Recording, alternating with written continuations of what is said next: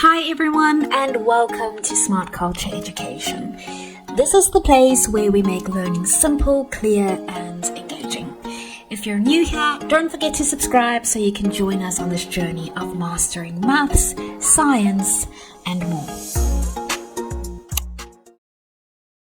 AB equals BC and ABD is a straight line. Find the value of x.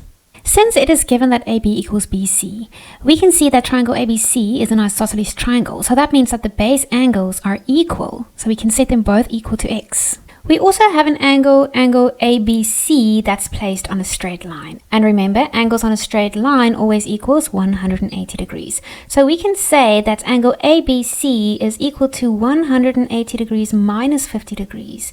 And the reason is angles on a straight line. Now, if we do this calculation, you will see that angle ABC is equal to 130 degrees.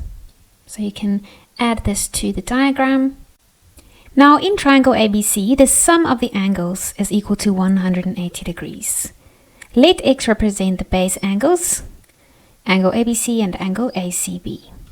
So now we can say that x plus 130 degrees is equal to 180 degrees. And the reason is internal angles of a triangle equals 180 degrees.